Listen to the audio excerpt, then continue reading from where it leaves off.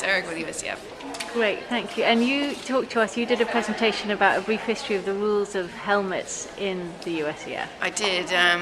The first rule on our books doesn't come into existence until 1963, and then you have Caroline Trevinius' fall in 1978 at the World Championships, where her hat came off, and you actually had, then the next year you see a rule where chin straps have to be in place.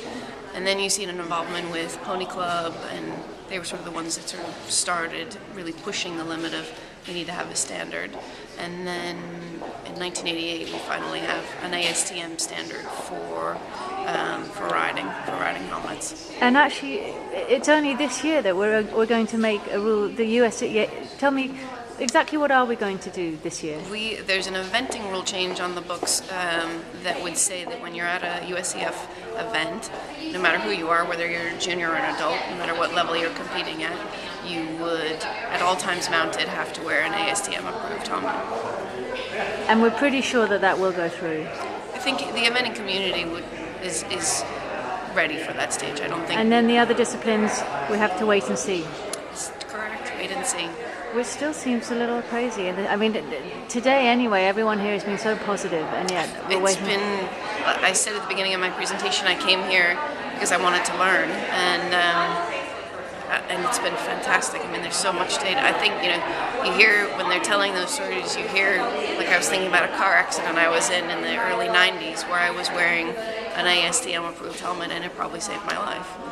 Because it was a head-on collision and I dented the windshield, and the glass was embedded. You were wearing your helmet in the car? We were on, my dad and I were on our way fox hunting. Oh, okay. So I put my hat on in the car, and we were in a head-on collision in Ireland, and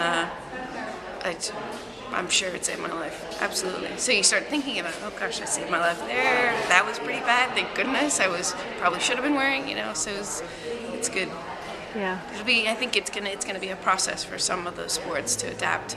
Like in the driving, for example, they put the rule in, then a year later they took it out, and then that was 2001, and then 4 years later they finally adopted it back in. So I think it's going to be a little bit of give and take. Yeah, I think David O'Connor said that too. It's coming. It's coming. It might be 2 years, 5 years, 7 years. But I mean, BZ Madden mentioned earlier, and I have the same story. I was on the mountain in a couple winters ago, and I was the only one not wearing a helmet. And so this past winter, what is the first thing? I went and bought a helmet to ski in because I felt naked without it. Good. It's part of the equipment now. Well, thanks very much Super. for talking to us, and Thank thanks you. for supporting Riders for Helmets. Absolutely.